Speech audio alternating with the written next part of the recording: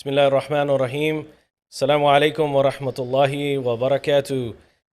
For all those viewers who have tuned in for episode 5 on Mic'd Up on YouTube. So right now we're live on our own channel on YouTube, Mic'd Up 416. So please, for those who are not watching on Mic'd Up 416 on YouTube, please go ahead and like and subscribe and hit the bell icon for future updates and programs. And we're also live on Sufi Council of Toronto on Facebook and YouTube. So I want to thank all the viewers from wherever you're watching for tuning in to episode 5 on family drama. I know everybody goes through this. So we're going to talk a lot about what's happening in and around people's families, things that we have heard from people themselves, issues with the in-laws, marriage relationships between husband and wife, etc., fathers and their kids, mothers and their kids, and vice versa. So we're going to talk about that today, inshallah. Before we begin, I'm just going to go through the formalities like I always do. So please follow us on social media. We're also on Instagram, Mic'd Up 416. So go ahead and follow for short clips and upcoming programs to keep you guys up to date. We're also Sufi Council of Toronto on all of the platforms. Facebook, YouTube, Snapchat, Twitter, Instagram. So go out and subscribe, like, and follow on all those channels as well. Sufi Council of Toronto, which is our umbrella organization. And we're here live at the Makkah Islamic Center, 3234 Eglinton Avenue East in Scarborough, where we do our Mic'd Up podcast. So I'm going to turn it over to my guests to introduce them to talk about family drama. It's going to be a very entertaining conversation with my panel today. So over to my right, I have none other than from our first podcast, back into the routine, Hafiz Bilal. Assalamu alaikum. Wa alaikum assalam, brother. How are you doing? Alhamdulillah. How are you, Hafiz Saab? MashaAllah. Thank you for joining us today. A pleasure. And then continuing on the panel, I think he's only missed one episode, if I'm not mistaken. We have my elder brother. So coincidentally, we're talking about family drama, and I got my elder brother with me. So he's back for today as well. We get a lot of comments about my brother. You know, he in this little movement, he's been doing very, very good, and people have been enjoying what he has to say and taking it and running with it. So we appreciate them coming back again. Janab Mohtaram Amir Qadri Saab, Assalamu alaikum wa rahmatullah. Wa alaikum assalam wa rahmatullahi wa barakatuh. Assalamu alaikum, Hafiz Bilal. Wa alaikum assalam. MashaAllah. So this is our panel. So Jazakallah for both of the brothers for being here today. So we're going to get right into it. Family drama. So there's a lot that we can discuss. We've known each other for a very long time. I'm not just talking about my brother. I've known him my whole life, but meaning our group, we've been tight-knit. We know each other. We're kind of like family as well. And we have things that we have, ikhtilaf and stuff with. But I want to get into the blood relationship and what we see at home and talk about that. But before we begin, I think one of the first question is what does family mean to you, and why is family important? Bismillah ar-Rahman ar-Rahim. The importance of family, according to the Sharia, first of all. Rasulullah sallallahu alaihi wasallam has said, that Allah subhanahu wa ta'ala has said in one of the hadiths in Mubarak, that I am Allah, I am Rahman, I am the one who builds relations. Now he took that name of his, Ism Garami Rahman, and in Arabic, Rahim actually means relationship. So here Allah subhanahu wa ta'ala is saying, whoever is in good relationship, I will bring him closer to me. And whoever is disconnects relationship with anyone, I disconnect from him. Okay. The meaning towards this is family. Even Rahim means relationship. And the other hadith in Mubarak, Sayyidina Abu Hurairah radiallahu ta'ala anhu said that Rasulullah sallallahu alaihi wasallam has said, in building relationships in this category, that if there anyone that has lost his relationship with his family, nor his dua will be accepted, and wherever he goes, if he's sitting in a mahfil, a majlis, a gathering, because of him, that individual, there will be no barakat in that family because of that one individual that cut ties with his kin, his relationship. And then again, we'll go to another hadith Mubarak. I'm saying this because the importance of bondage in a relationship first before we get into the podcast. So understand these ahadith Mubarak. The other hadith Mubarak, Rasulullah sallallahu alaihi wasallam has said, the bad of the family. There's a family member. There's always a bad family member that's hatred. Rasulullah says it is necessary for you to give him sadaqah first. Why? Because understand the hadith, understand Islam. Rasulullah is trying to connect you back with your family, not disconnect you. Mhm. Another hadith Mubarak, Rasulullah said that an angel will shake your hand for 3 people. The first is the martyrs, the ones that will be doing jihad. Second, the one that is obedient to his family. And third, the one that will be doing tawaf around the Kaaba. Subhanallah. Now, these are just small ahadith, very basic, not in heart of seeds. And understand the connection now. What Allah subhanahu wa ta'ala wants. Now, the last ahadith I want to present, if I have ijazah. Sayyidah Aisha Siddiqa radiallahu ta'ala anha said that dua, the dua. Yeah.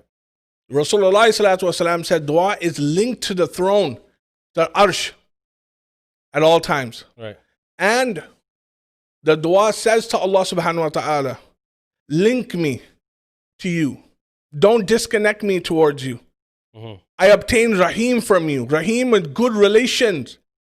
And whoever is with good relations, attach me with you. The dua is saying this with them. And whoever disconnects me with you, disattach them. Allahu Akbar.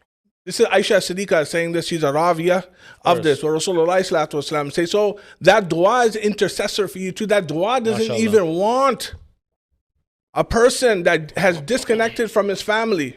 Mhm. He doesn't want that to The be dua presented. doesn't want to be Intercessors for you. wow. Yeah. Wow. Subhanallah. Do you understand? That's you know what, we can talk about like relationships. We talked about the connects, the disconnects, and stuff like that. Let's talk about even, because since we're talking about the Islamic portion, so Hafiz Bilal, the importance of your mother and your father. Everyone knows this hadith. When the Sahaba asked the Prophet ﷺ, who has the most right over you, among your parents, who has the most right over you, he said your mother. MashaAllah. And they asked who after that, they said your mother. Yeah. Who after that, your mother. And then who after that, he said your father. MashaAllah. So it's 3 times your mother, and then the last time they asked, it was your father. MashaAllah. And then there's the famous hadith that Jannah lies under the doors of Jannah are under your mother's feet. Bishak. But people also forget the other half of it, which is the key to the door is your father. MashaAllah. MashaAllah. So we understand that Islam teaches, safe to say, is that Islam teaches us about unity. Allah, like Hazrat was saying, that Allah talks about unity and those people that keep bonds together, which means family relationship. And not only that, just relationship with the deen. So a Muslim brother with a Muslim brother, a Muslim sister with a Muslim sister, etc. This was taught by the Quran. This is taught by Islam. This is taught by the Sunnah of the Prophet ﷺ. So Yes. Rasulullah sallallahu alaihi wasallam has even said, after salah and you do dua, one of the main duas is for your parents. If the one has not done his dua, the famous one that we have done, the prophetic duas of Sayyidina Ibrahim, Sayyidina Ibrahim alayhi salam, Rabbi jalni muqima salati wa min zurriyati Rabbana wa taqabbal dua, Rabbana ighfirli wa li walidayya.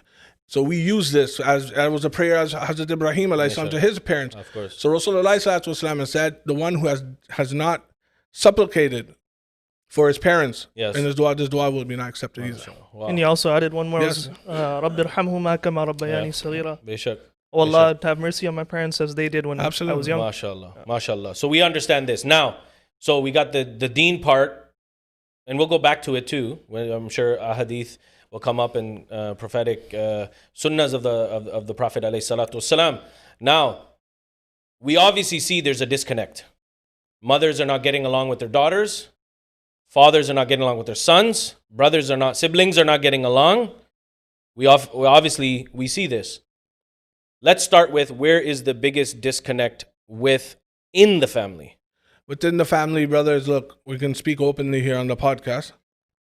What I feel, what happens in a family is marriages that happens within the family. Now, brothers are getting married. Mhm. I'm talking about generally what happens. I'm not speaking about sibling wars yet. I'm speaking about marriages. Now, I think I skipped one. So, do we want to go back a little bit? Yeah. or- Let's start before we get Acha, step acha. by step. Acha. Let's get within the family first before even marriages are even spoken about and talked about. Let's talk about that first. So like Hafiz Bilal and Hafiz Yahya, they're not married. They live in the same house. Yeah. Things like that. The thing is, bro, like there has to be some type of similarity, right, between the family members. Yeah. Now, when the medium between the family is Islam, and I feel that is a unity, and that's why I was telling you this whole tafsir about this hadith Mubarak in the beginning. If there's no Islam in your household, then it's destruction. Yeah. Because Islam is going to unite you Yeah. at all times. So I feel like if Islam is not present in your home, problems start to occur. Right. So, Hafiz Saab, you have a brother, obviously, Hafiz Yahya.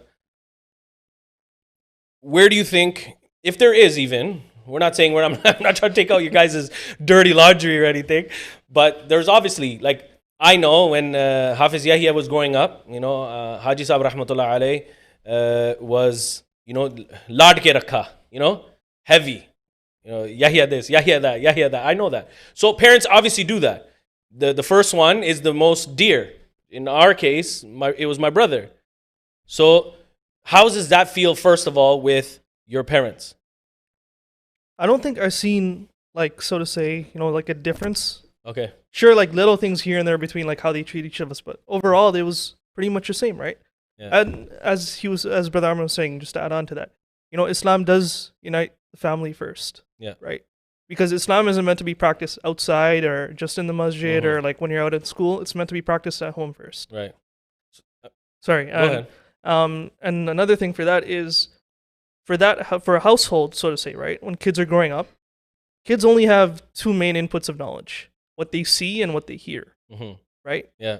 And if the parents practice or emphasize Islam on their kids, then you'll see it when they grow up.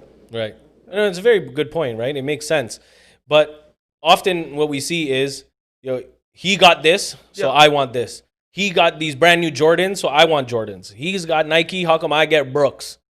Like, you know what I mean? Like, you get different. There's always that competition. So now, if there's no Islam, sometimes there's more pressure on the eldest child. And the eldest child, because you might have 2 or 3 different siblings, has a little bit more pressure. So there's more boj, there's more weight on the shoulders of the eldest. So then the parents are harder on the eldest. So why do we see these things happen? Because the eldest could get frustrated then, right? Look, sometimes with the parents, right, they need to cool down a little bit because you know what? They see this dream, right? They see this, okay, my first son, my first daughter. Yeah. She's the gateway, she's the lottery, she's everything for us, and she's going to do that. And parents, unfortunately, think like that. It's bad parenting. Yeah. Actually, in Sharia, it's called, there's mukhtalif type of shirk as well. Yeah. This type of shirk is also a small, lesser part of shirk, meaning he's going to become something and he's going to support us. He's got golden ticket. You know what I mean? And then this is why we emphasize on, oh, my son, I want him to become a doctor, a surgeon. But you got to ask, are you doing it for his own sake as well? Yeah. Or that's what you pressured from beginning since he was born?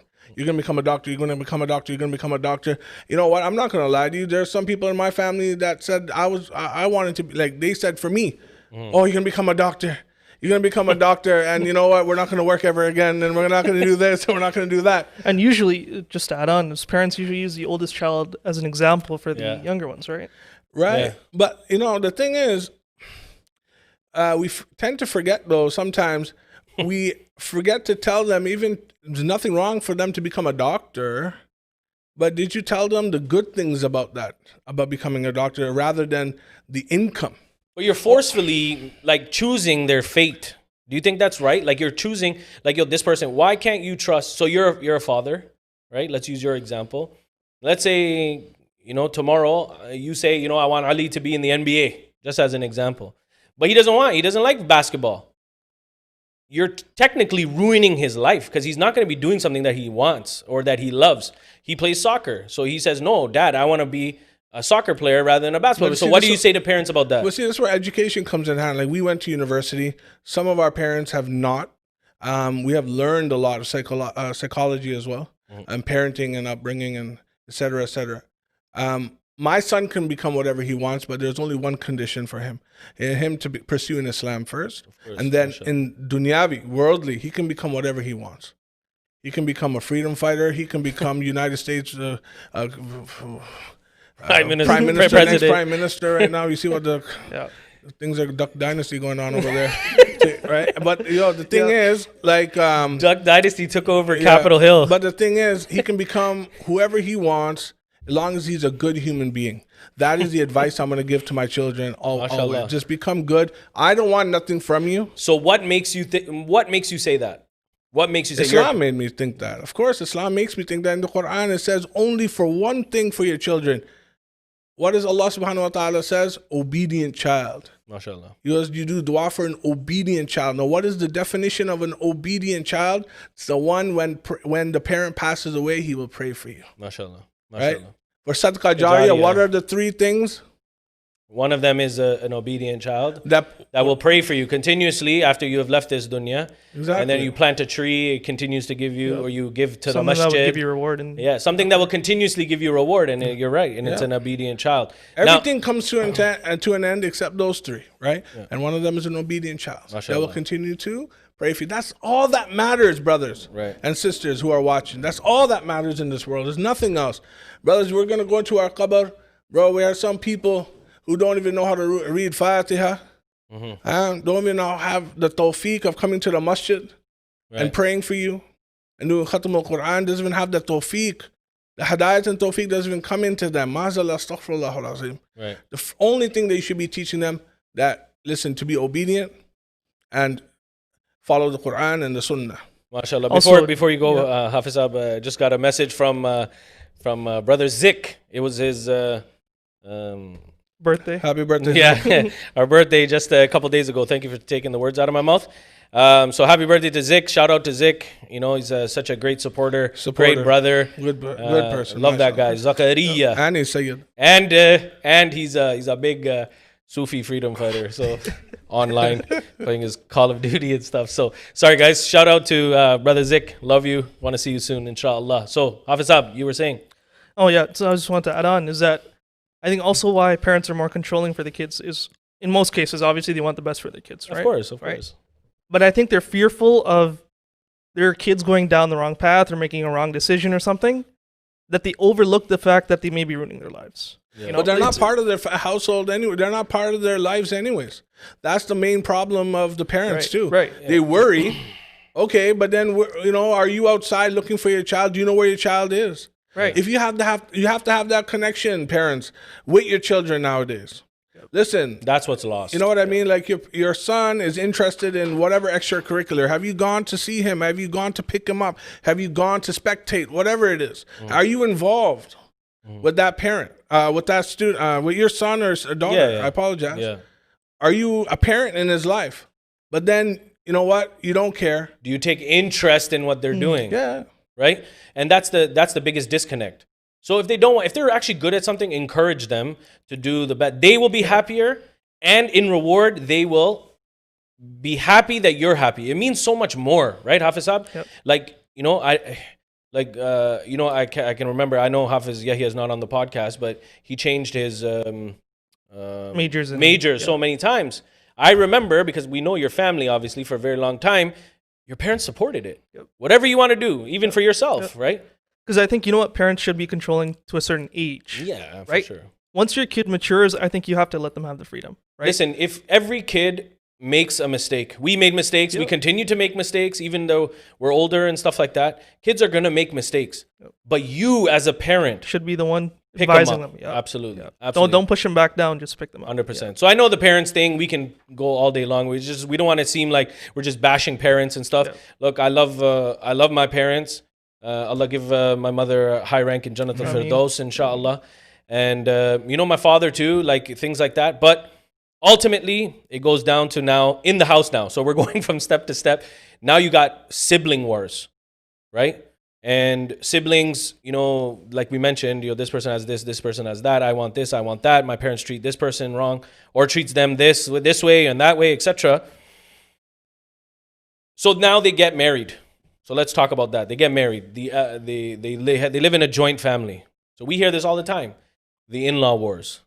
So why is this happening? Why are because we always hear that. My sauce is like this, my sasuma is like this. So let's talk about that. Like why is this like this? There's two factors in this. One, the mother-in-law is not ready to become a mother-in-law. Okay. That's because she has to transform now back to a mother-in-law. Before she was a mother. Right. She'll always be a mother. I'm trying to make people understand. Mm-hmm. Now her role has to change now. Because when the daughter-in-law comes now, she will be playing the role of that mother, what she was playing before. Sure. And now she has to step back now and spectate and see what's going on and let the family, let everything roll. But that's not happening. And the other part is the daughter-in-law, she ain't behaving correctly. And she doesn't know at all what's going on. So how do we fix this? No, we fix this by, listen, there are always going to be issues like that. Because in our culture, it's a joint family system. Especially if you're living in back home, India and Pakistan, you know what? There's privacy. In our household, there's no privacy. Our houses are smaller. Mm-hmm. You understand? So you can't build anymore. Back home, you could build and build and build. So Sasuma lives on the other end and we're living over here. There's no issues, right? You can live in this huge house, but still be separated. But in Western world, where our houses are smaller, right? And where are you going to hide? I like what you said, right? So I know, Bilal, you're not married yet. Inshallah, very soon. We're going to find Hafiz Abba a nice one. After Hafiz Yahya, he's sitting in the back. Hafiz Yahya's waiting, but you're first, buddy. But the thing is the mother-in-law the mother can't fathom the fact that I raised this boy and he's now grown up and this and that. I cared for him, nurtured for him, did all those things. And now someone else is going to be cleaning his clothes, washing his clothes, ironing his clothes, feeding him, this and that. So that's the disconnect. But why can't people mind their business? Because that's what we always say. Sasuma is doing dakhal indazi. She's getting into my business. She's doing all these things, especially in India and Pakistan. Because I'll tell you straight, this doesn't happen how it does in our culture versus other cultures as much. Because they're separated. So the question is, and I just got a question on the phone, should kids, after they're married, live in the same house with their in-laws? You know what? Look, to me, the best way of doing it is the most obedient of the child should take care of take care of his family. And I think one of them it depends how big the family is, first of all, right? You can't expect 4 brothers living in that one household. Sometimes. Let's be realistic now, right? Like it could happen, but sometimes it won't happen most of the times. But I think let's be realistic now. One should take care and the other ones could move out. There's nothing wrong with moving out. One should take care of the parents. I don't believe in nursing homes. I don't believe in retirement homes. And astaghfirullah, whoever has done that, lanat on you to bring your parents and put your parents into suffering like that. It doesn't matter what the situation is. I'm so sorry to say that you cannot see your parents go like that. One son should take care of, at least take the responsibility of taking, and this should be communicated before getting married. Especially with your family as well. Like, listen, we're gonna get married now. All y'all need to move out, and when you get married, move out. I think that's fair. Like, if one brother is married and there's 3 other brothers in the household, okay, when you guys get married now, and Hafiz Bilal, when you get married now, it's time to to move your little feathers and to leave now, right? And I mean, Umar, when you get married now, okay, see you later, etc., etc. Right? So it's communicated very nicely, so there'll be no issues, man. Because, bro, you got 4 brothers, 4 other girls, ladies in the house, sister-in-laws running in the house. different personalities, Yeah. different mentalities. Mhm. It's going to be chaos. It's going to It be is. just chaos. So I think Hafiz Saab will go to you because Haji Saab rahmatullah alayhi and then Amma, both of them, they lived with your dad, and your dad took them on and stuff like that. What did you see growing up with your grandparents? So your father taking care of his father. What did you see? I just see that in our culture, family was prioritized. Yeah. I think even maybe just on par with religion. I maybe not agree with it, but that's Yeah. just how I saw it at least. Right. And I saw him as, you know what, he's the oldest son. He should be looking after them, Right. right? The younger son, he does have a younger brother. He got married and then he moved out. Right. Right. So same thing what they were saying. Right. That's Exactly the perfect, same man. That's thing, perfect. right? And that does not mean that you should force your spouse or your husband or wife to live with someone else, right? You shouldn't Yeah. force that decision on them. There should be a conversation, like Amr Bhai was saying, Yeah. beforehand, Right. right? And I think it's just you need to communicate. No, Just take and equal responsibility for that. You know what? And the person that takes care of their parents, you know, it's just blessings on And top of when blessings. they move out, this is what I mean. Like, look, we all act like, sour cats and all that afterwards. Look, it's a big family, 3-4 brothers, whatever. Okay, a mom and a father is living with that immediate son right now. Okay, next weekend he's gonna live with Hafiz Bilal. Next weekend he's Yeah, gonna I was live just with gonna say Hafiz that. Yahya. Next weekend he's gonna live with Umar Qadri. Like this is Share how the it should responsibility, be. yeah. And then that's what I'm saying. The responsibility, the roles of the in-laws, they should understand that too, right? They should go up. Okay, next weekend I'm going over there to see my children, or a week, whatever it is. But we also see that one sibling just hogs them. No, you're not going there. So, or you can go there for the day and then I'm picking you up. That's also not fair either. Like if a son, okay, let's say 4 brothers, 5 brothers, whatever, 4 brothers, they all bought their own house. They all moved out. They all did whatever. The parents come from India, Pakistan, or whatever, and they live with the eldest. Now the eldest can't say, like, no, I want to hog the parent. It's the haq of the other children too. Like, yo, bring my but parents around and stuff. there's an internal issue, right? Like there's animosity going involved, right? That's the only reason why that person would say something like I that. mean, that's why family drama happens. The drama does occur, but like, you know what? But the parents should be aware enough to understand this because they're still parents, right? Yeah. They should be like, listen, no, that's my son too. Of course. That's my beta puttar. I'm gonna go there, and you can't do anything about it, and that's it. And that they have It's not to, like the son has control over the parents, right? and that's what I mean. We the parents need to fulfill their roles correctly, but sometimes we don't see that, right? So let's get into the more heated conversation in this, the marriage. So husband and wife not getting along.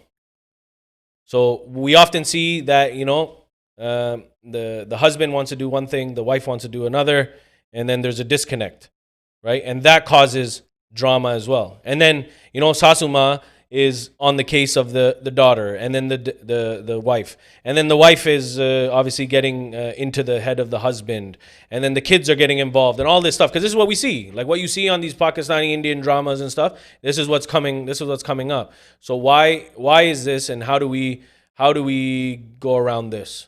How do we go around this disconnect between husband and wife?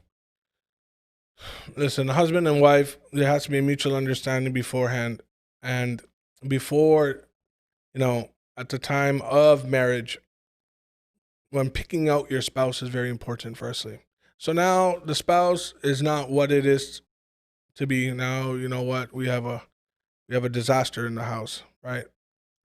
The mindsets are not the same.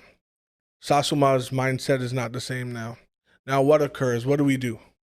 That's the main problem. So a counselor should be involved, respectfully.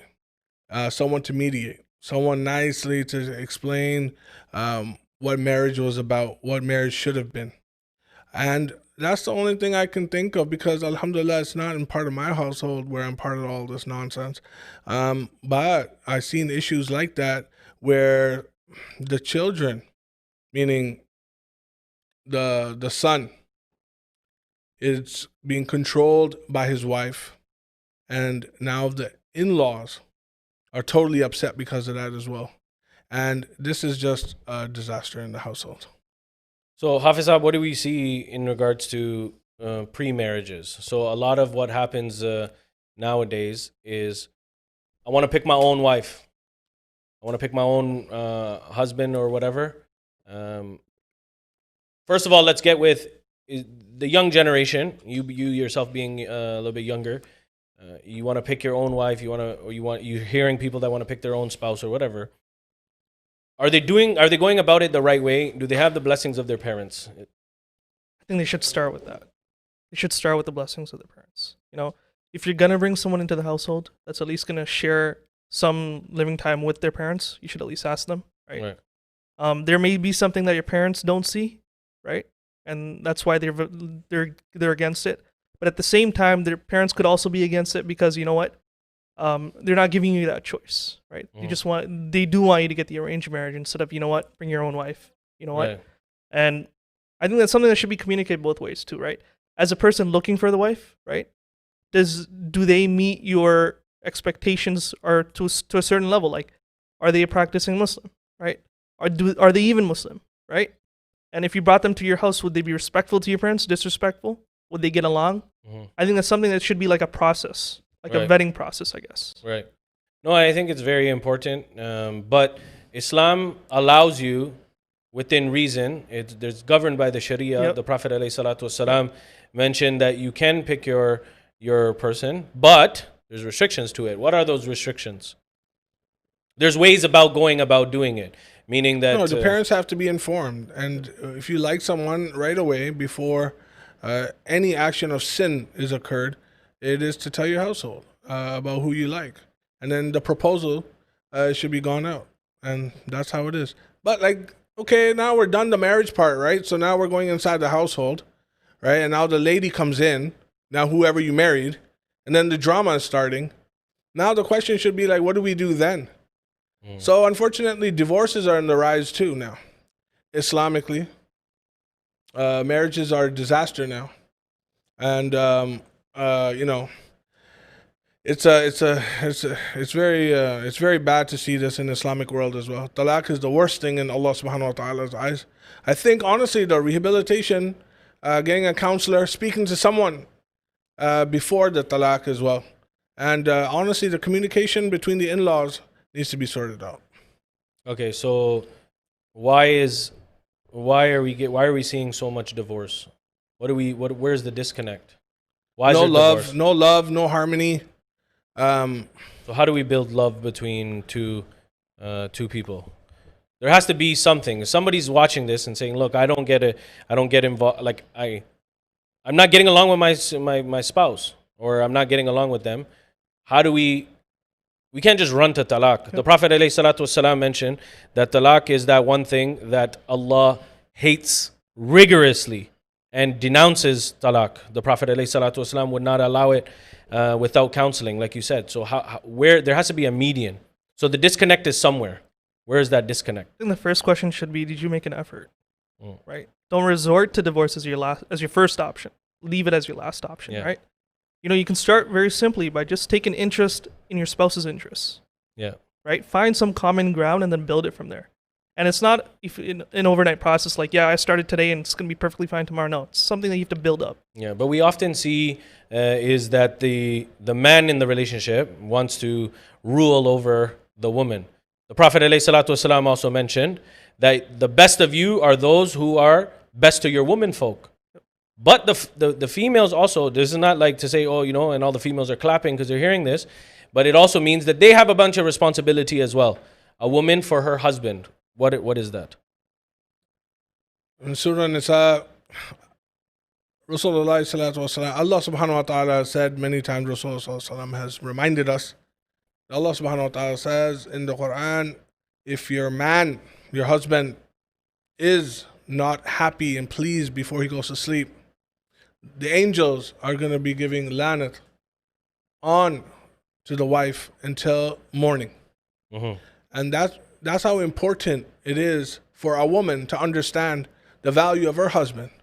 And the sujood, if there was an ijazah for a sujood to occur again, it would be for a wife for her husband. For ta'zim. Yeah. You understand? This is the values in the household. But now we don't see these values. Parents are not teaching the ladies or the men, Both ways, yeah. both ways, before getting married. Right. Right now we have ladies like the ladies' mothers. Yeah. Right, they're teaching them, make sure you control your husband. Make sure how you have an eye on his credit card. Make sure you got that money. Okay? Make sure he doesn't do nothing with that. Okay? And you're just whipped. Yeah. Okay, you control everything. Make sure the control's in your hand, okay, Betty? Okay, and then the worst thing, the doors are always open for you when you come back. Astaghfirullah. Look at this now. No, Look, this is that wrong. what that does is, look at that evil advice of the woman's family. It's so bad. It's like the door is always open for you, meaning there's no fear. Don't worry, do No what one you will have be- to do, yeah, and then there's come no, back. there's no accountability. Yeah, Meaning, do what you can. We'll be always here for you. yeah. No, how it should have been is, if your husband is happy, the door is open for you. Husbands. If your husband is not happy, Wow. don't even think of coming back to the door. Yeah. You know, don't bring the shame back. We don't have shame anymore Right. in our culture, in our community. Right. We run around, we do what we can. We run back to our in-laws over and over. Right. Like, there's nothing wrong with that. Yeah. Do you understand? But the problem is, both ways are not being taught correctly. Sayyidina Ibrahim alayhi salam, mashhur waqia, is when he went to go visit Sayyidina Ismail alayhi salam, and they weren't at home. They knocked on the door. They spoke to the wife that was there, his daughter-in-law, but he didn't say who he was. He went to check up on, where's Ismail? And he said this and this and this. He went out to go get some food and stuff like that for us, for our lively stock. And they said, okay, how are you living? The wife of Sayyidina Ismail alayhi salam at that time said, we're this, we're that, we're poor, we don't have food, we don't have any of this. He said, okay, what is your name? He goes, just tell them when Ismail comes back, Sayyidina Ibrahim is saying, alayhi salam, that when you come back, tell them I said, change your doorstep. Change your doorstep. So Sayyidina Ismail alayhi salam came and he smelled the fragrance and he says, was somebody here? And he said, yes. He goes, there's an old man that came and he said, he was asking me, how are we living? How is this and this? And she kept saying, we're living in this way, we're living poverty, we don't have anything, etc. And he said, but he had a paygam. And he goes, did he say anything else? Yes, he had a paygam. The message was, change your doorstep. He said, that was my father. And my father said to give you a divorce, to leave you, change your doorstep. Because they weren't God-fearing. Whatever they had. And what was the reverse? After Sayyidina Ismail and after many years, Sayyidina Ibrahim came again and he met his second wife checking up on Sayyidina Ismail alayhi salam. And she said, Alhamdulillah, what we have, what do you eat? Alhamdulillah, whatever Allah gives us. How much do you have? Whatever Allah has given us, Alhamdulillah. And he said this. And the message was at that time when he was leaving, keep your doorstep. Yeah. So the message comes from, and I keep going back to what you were saying, is Islam has to be apparent in your, it's not culture. Islam needs to be apparent in your house. So going into these evil ways of what the Sasuma is doing to her daughter and stuff like that and setting her up for destruction. So what is the end result? What do we see? That chugli starts to happen. Ghibbat starts to happen. I'm going to go tell my sisters and my brothers, this is what you're doing to me. This is what you're doing. This is how you're treating me. What is this? The extended family starts to Get involved. Get involved now, right? Like the in-laws are fighting, and what it does is it causes a lot of grief upon the husband and wife. Eventually, right? It causes so much grief. There's no understanding, and now threatening is occurring too. Now, now brother-in-laws are going to get involved with brother-in-laws. If she does this and this and this again, we're gonna. So when you're We're gonna talking do a about divorce, this, We're gonna do that. We're gonna beat you up. We're gonna do I'm that. going to take your daughter from you. I'm gonna do all that. So that gets involved. That's when it gets extreme, and that's when we should be really warned. So if question came up is if your wife and your mother are fighting, whose side do you take? No, but what are they fighting upon? That's Okay, so let's say because stuff comes up, right? I mean, we got. You didn't clean the house, or the way that my mom wanted you to clean the house. You didn't cook the food to the taste that we like, or whatever, because people start to take little Look, nooks out. See, this is the problem. Once again, we said this in the beginning. The roles, the mother-in-laws and the father-in-laws need to understand the roles now. Yeah. They're not the most important figure of the household now. They're secondary now. Let the daughter, the bahu, let her deal with the household. Give her a chance. You know, everything what we do has to be according to the Sharia every time. You don't like the food? What did Rasulullah sallallahu alaihi Don't wasallam complain about food. say when he didn't like the food? He just put it away. Yeah. He said, you don't like it, put it away. Brother, encourage your wife. If she doesn't like the food, why don't you maybe take her to a cooking class? Why don't you get her a Betty Crocker book? And maybe you guys can bake together or help together. Don't put the burden on the girl, man. Yeah. You know, let's just be fair. Like, some people don't know. Like, help her. So Sasuma, like, she likes to like just do chugal all the time. Why don't you help her and say, no, Betty, it's like this, it's like that. It's not like this. Try this, try These that. recipes are traditional because our people were more cultured. You know, get involved more. Help her. Be like, no. It's like this. It's like that. Man, we're living in different societies. Yeah. You came from a different society. We're living in a different society now. Yeah. She is working. Right. She's taking care of the household. Right. She went to school here. Look how many things the daughter-in-law has done more than the mother-in-law. The mother-in-law has just sat on the manji from Pakistan, and she came here on a visa. Okay, she's sitting down, and she's just going around and just behind the daughter-in-law, whatever she's doing, and scooping. And I mean, like, you know, stop it. Like, you know, what are you doing? But that's the culture. But you have to give and take. There has to be a give and take. Like, the mother-in-law needs to step back. You often see, though, could I just say something for the guys out there? You often see the father-in-law doesn't get involved. He's whipped. Yeah. That's what I'm saying. He's whipped. He's scared. He doesn't know what to do. So just before, and honestly too, but before he doesn't want the drama too. Most of the father-in-laws, you'll see them they're just out of it, and they're like, you know what, I don't want They'll this. just say hello, how are you doing, and that's it. they go to the yadda, they chill with the older friends, or they go hunting trips and stuff like that. But listen, two things real quick. Hafiz Asif from Ilm City. Shout out to them. If you're not following Ilm City, do that on Facebook and YouTube. My dear brothers, all of them from Ilm City, but definitely Hafiz Asif, because I talk to them all the time. And then Mr. Asif Dana, salam to you, and shout out to you as well. Thank you for tuning in. Now here's the big thing. And plus, Asif by Hafiz Asif is from the UK, so it's like 12 o'clock right now. And they're still watching and supporting. So, you know, support Ilm City. And we got this big thing brewing up very soon. So we're going to let you know about that shortly with Ilm City and Anjumani Gharib Nawaz. So the daughter comes into the house, right? So the daughter gets married and she comes into the in-laws. And now her role is to respect the mother and father that she's going into. So the in-laws, as their mother and father. So the role, what I've been taught is, look, if the daughter leaves the house, because the daughters are temporary, because she's going to get married, she's going to leave off and stuff like that. And those parents, the in-laws, now become her mother and father. So what happens now, and what does Islam say about when the daughter doesn't obey the in-laws? If the in-laws are good, what does Islam say about that? Because I'm going to talk about Sayyidina Siddiq Akbar radiyallahu an, and Sayyida Aisha radiyallahu anha.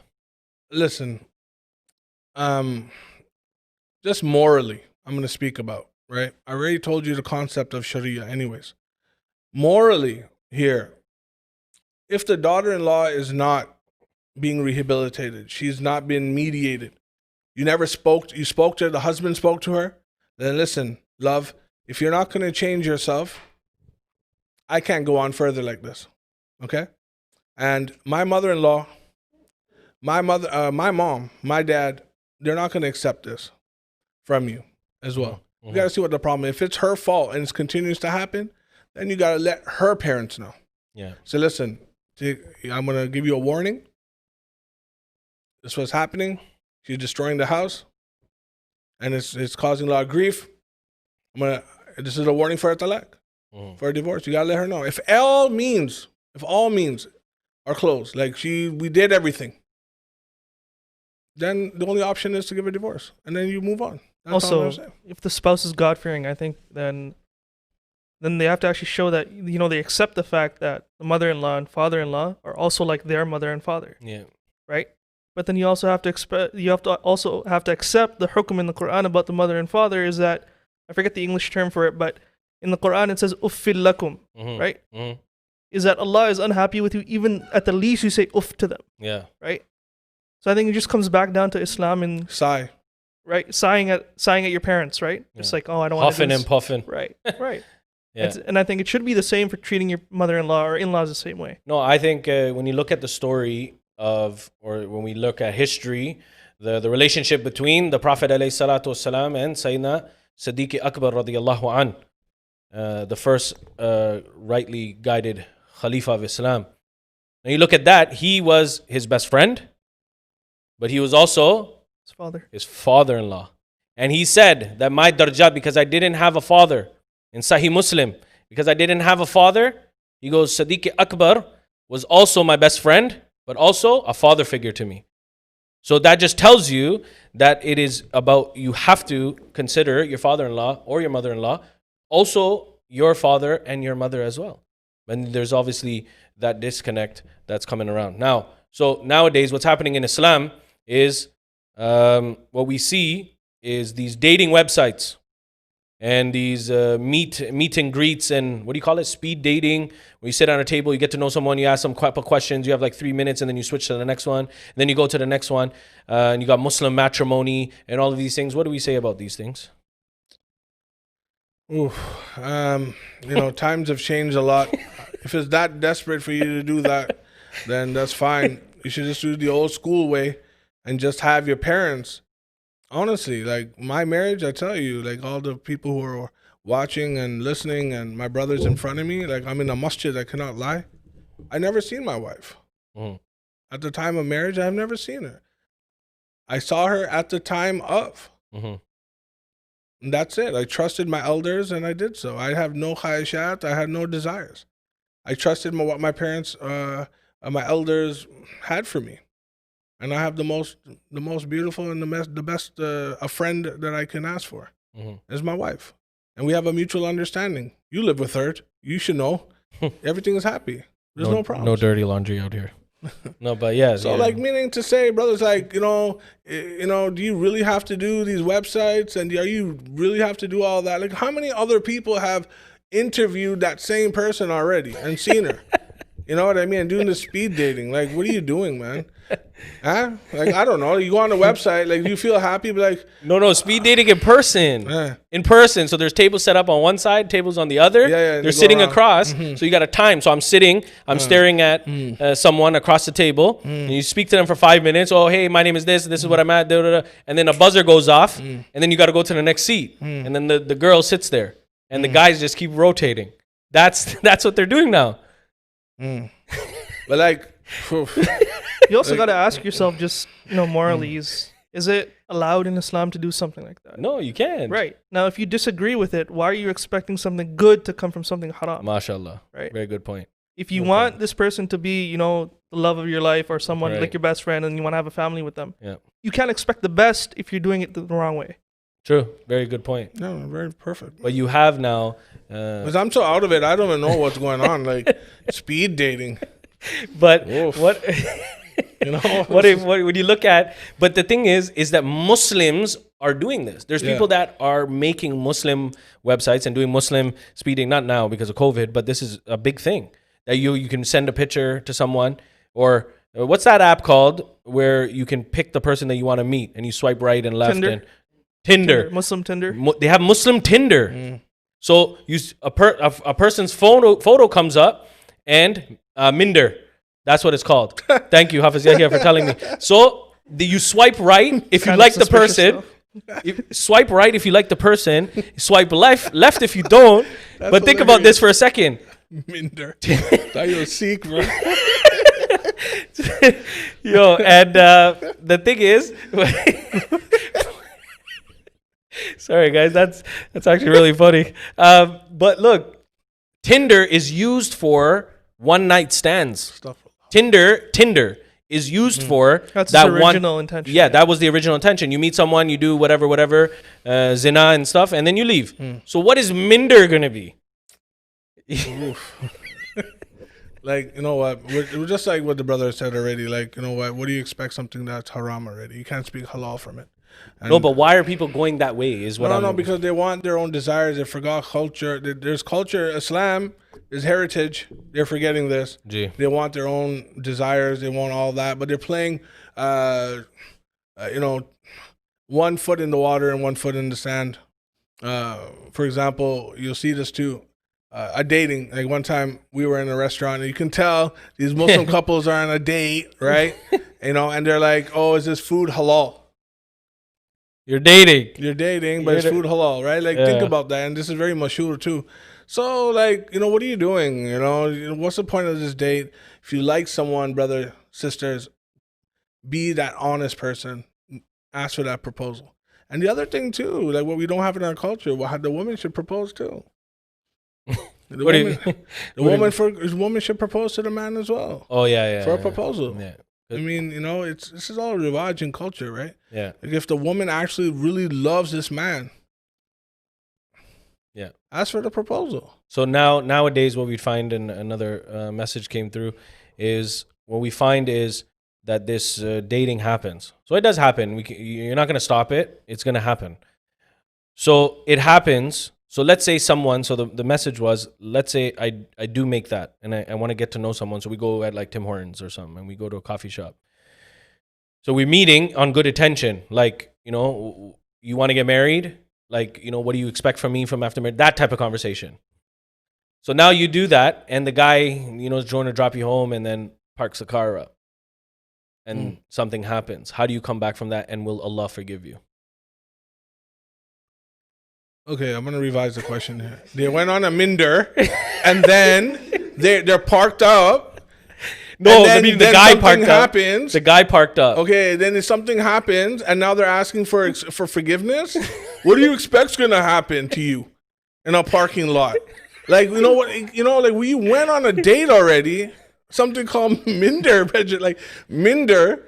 Okay, and then you know what do you expect? Like for him to go on his knees and give you a bouquet? Yeah. Of course, man. Like, come on, man. Like, you know, what are you trying to say? Well, Allah forgive you. Allah can forgive whoever He wants to, whenever He wants to. Ask for tawbah, you know, whatever at all times. But you put yourself in a situation like that. Be aware of what Dajjal. We talked about this too. Be aware of all of these things that are coming to place. Azim. Like, you know what? This whole thing shouldn't have happened. The minder should have should have went to your house. That's what should have happened. You know what I mean? So let's say, like, listen, I'm gonna come and propose to your house, not in a restaurant. What was stopping you from having a mahram there, right? Yeah, like, yeah. I mean, oh my god. But it goes. It's like a vicious circle. So it's and I have another question. So Hafiz Saab, I'm gonna go towards you on this one. But meaning to say, it's a vicious circle. Everyone has to be. It's a link, a chain of that needs to be linked together. The parents, the parents need to be linked. The parents need to be linked. You guys in a parking lot and saying, yo, what can I do? What do you mean, man? Confess in the church or something? I don't know. What else can I say? That's bad, man. Say 10 Hail Marys. Will Allah forgive me too now? You did it, and now you're saying Allah forgive me too. Astaghfirullah. So what I was saying is that there's a chain. The parents have to have a good relationship with the. No, it's bad. I can't even get. Funny. Like, it's bad. I can't even get it out, man. I can't even get it out. Sorry, you know, and I apologize to the person. We're not laughing at you. Sorry, that was a lie. But anyways, what I mean is, there's a chain, and that chain. Okay, so the chain. I can't even stop laughing. The chain has to be. The parents have to be connected.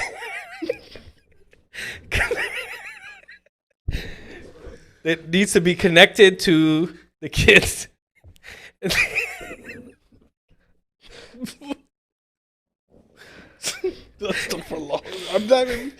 it's logical, right? Like, it's mantak, right? Like, I have to speak to people. logic. I'm This just one's gonna- gonna happen in the rapid fire, right? Right. Guys, like brother and sisters. Okay, like, okay, I'm gonna get it out. I'm gonna get it out. I'm just No, gonna. let me. I got it out. I Okay, get it out. no, Let me get it rapid- out. like rapid I was fire. gonna guess your question. No, Like let me the get it out. relationship between the parents. So and the thing is, it's a vicious circle.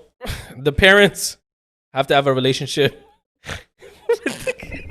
This better not happen in the rapid fire questions, buddy. Like that's all I'm saying. Like because this is gonna ruin it. Okay, I look. don't want to hear Okay, any okay. questions like that. Bismillah ar-Rahman ar-Rahim. Very study questions. The parents need to have a good relationship with their kids. Their kids have to have a good relationship with their parents. There has to be a mutual understanding, and there has to be a give and take. Yes? We all agree that. There has to be that communication, that link.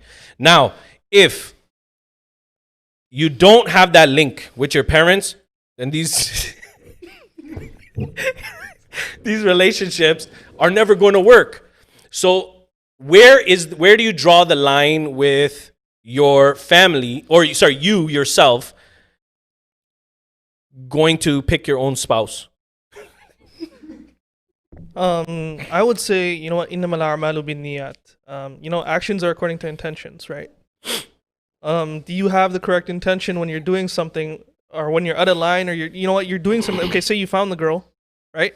Gee. What's your next step there? Are you going to talk to your parents or one of your uncles or someone who can contact them? But here's what happens though, and this is legit now, right? Like all jokes aside, because people have like serious questions, and we're gonna get to the next one. My thing is, can you get to know someone and commit yourself to marriage? This is a legit question. After one meet, because that's what they're saying. They're like, how can you get to know someone, and if they're good for marriage, you're pretty much like, you know what they say, like you're all in.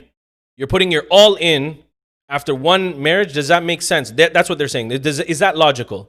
To go all in after one meeting? No, you have to have trust in Allah subhanahu wa ta'ala too, right? MashaAllah. Right. Yeah. You have to have trust, and you have to see the proposal as well, who this person is after this meet.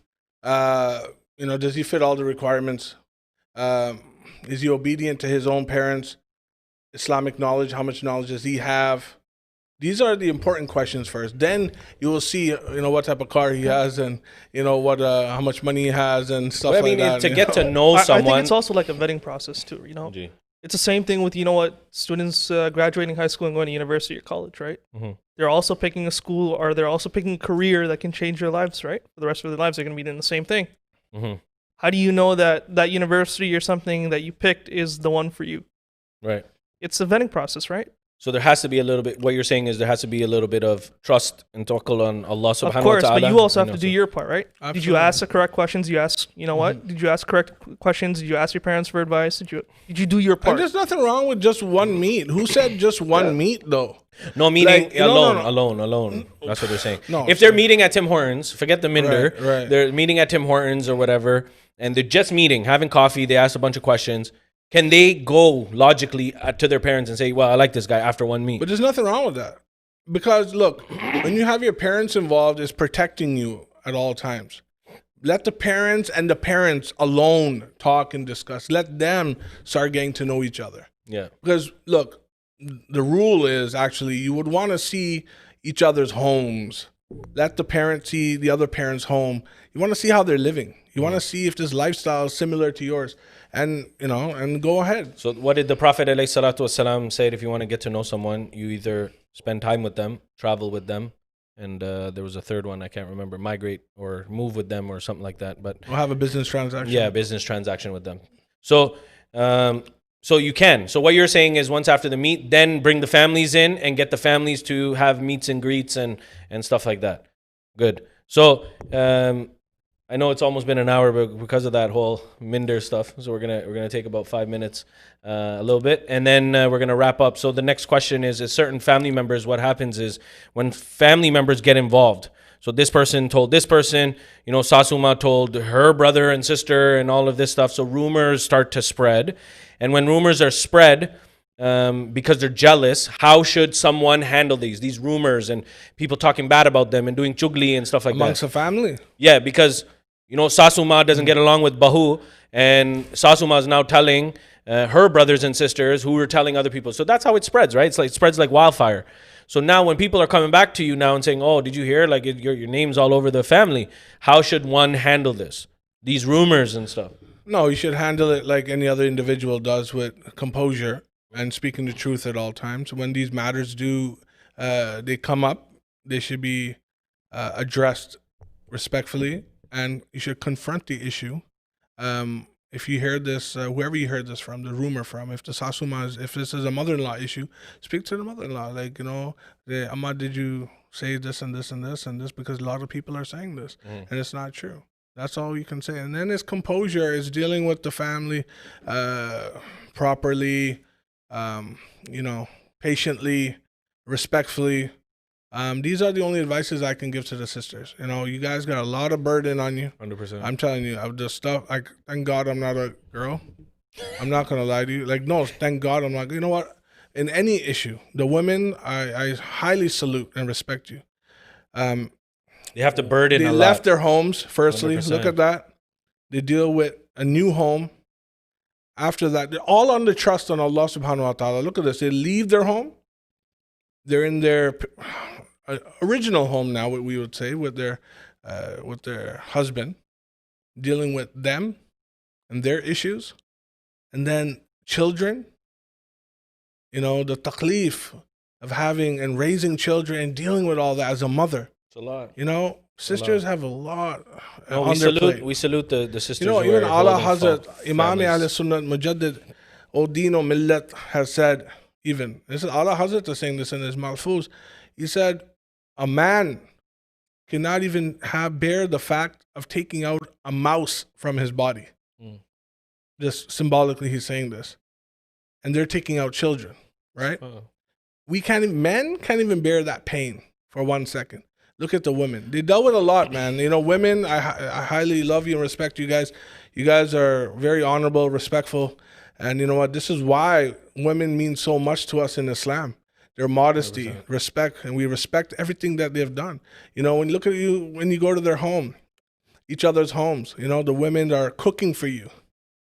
They're so cultured, they're so in tune, they're taking care of you, they're taking care of the guests. This is Islam. Islam can only teach you all this.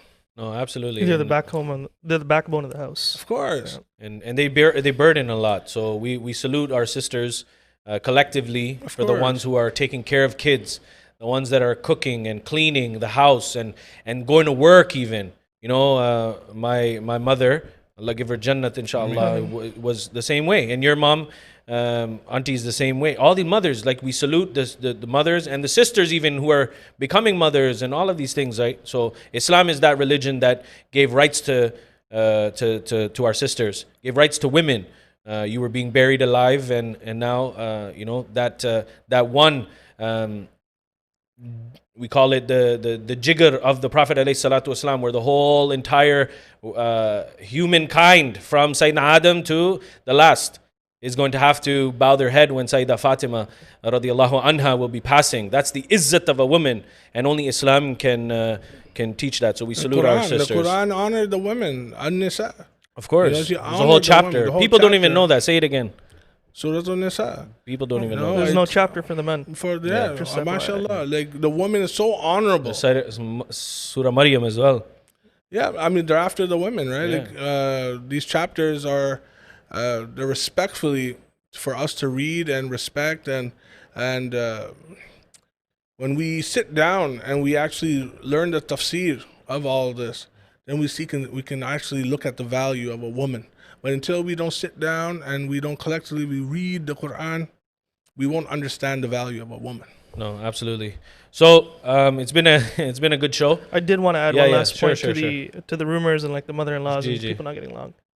It does boil down to one thing: is that your biggest family, your family, and those closest to you are either your biggest supporters or your worst enemies. Right.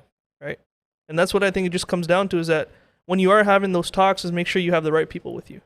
No, for sure. Yeah. And you don't want the ones who are going to egg it on Yeah. as well. So very good point.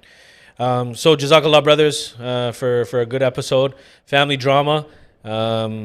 It's always going to happen. The best thing is to keep yourself composed, trust in Allah, and keep deen first over dunya, always. And if you're God-fearing, a lot of good things will happen in your life, inshallah. So I'm going to turn it over to yourself first for closing remarks, and then we'll go to Hafiz Saab, and then we'll conclude, inshallah. Listen, tribulations will always occur. Trials will always occur. It's in the Quran. Problems will always occur. Family, you gotta let things go as well. A lot, right? This is just a trial. It's gonna go away. For the brothers and sisters, siblings who are in one home, living in one home, there's more barakah in one home. Always understand this. Live amongst each other, love each other. Believe me, when you're not here, then you're gonna feel it, right? Love, cherish that moment. Dramas are gonna occur in your household. Don't worry about it. Brush it off. Speak about it. I believe communication is a big thing. A lot of people hold grudges. Grudges leads to evil things. That should kind of, love more and hate less. That's what I'm trying to say. Right. And don't do anything that will displease Allah subhanahu wa ta'ala. Follow the Quran, follow the Sunnah as usual. That's the dawah, the islah dawah I was going to say to you in the closing remarks. And keep your family united. Exactly what Hafiz Bilal said. Anyone that is trying to disunite, Stay away from them. stay away from them. MashaAllah. We're always for Unity. uniting. Always. Rasulullah salatu wasalam, he came to unite. Of course. Okay?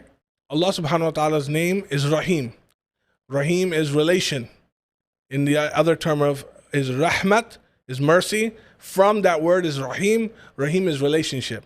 Allah loves bondage.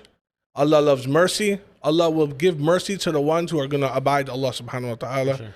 Dear respected brothers and sisters, love each other, love your family. There will be no one else that's going to be with you unless you're only your family. There's no one else that's going to be there. Of course. Hafiz. Yeah, and just I got like 2 points. One is that, you know what, if you have family issues or marriage problems, just know that you're not burdened with more than you can bear. MashaAllah. Right? Just do your part, take your responsibility where you're supposed to, and tawakkul ala Allah. And the last thing is, just to add on, is people do regret this when they don't do this, is that your parents are only here for limited time. Of course. Right? Take advantage of every moment you get. Those that don't have their parents or even grandparents, they regret not having spent more time with them. You know 100%. what? It's a hadith of the Prophet ﷺ that smiling at your mother is a thawab of one umrah. Of course. Right? Accepted umrah. Accepted umrah. MashaAllah. Yep. And if she smiles back. Accepted the thawab of hajj. MashaAllah. MashaAllah. So that was our episode number 5. Alhamdulillah, we're getting along with a lot of these episodes and stuff like that. So great topics, people are bringing up and ideas and stuff like that. So once again, Hafiz Bilal, Janab Amir Qadri Sahib, I want to thank you guys for taking the time out to be a part of this. It was a good one. And we'll continue to get better and such. And keep sending in your questions, keep sending in your comments, keep sending in your requests, etc. So keep that coming. And then we'll try our best to obviously fulfill and answer all these questions. We got some great programs for the rest of January, inshallah. Next week for the parents and who have children that are going to school, please tune in. That's all I'm going to say for now. If you have children that are in the schooling system, or if you're in school and you want to watch, you need to watch next week, inshallah. So we have that going on. And then the last two weeks, the last 2 episodes of January are going to be really, really good, and it's going to be breathtaking, inshallah. So we're going to leave it at that. Once again, I'm Umar Qadri and mic'd up on YouTube. Please like, subscribe, hit the bell icon, follow us on Instagram, Sufi Council of Toronto, on Facebook, YouTube, Instagram, Snapchat, Twitter. Continue to follow, and there's a link to donate to the Masjid. We all understand that the Masjids are closed at the moment, so please help your generosity building the house of Allah. As much as you give, Allah will reward you with the house, with you building the house of Allah in this dunya. He will build you something similar in the akhirah.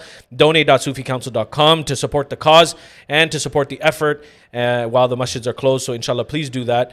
And we will see you next week, Saturday, 7 p.m. Eastern Standard Time, live on Mic'd Up 416 on YouTube.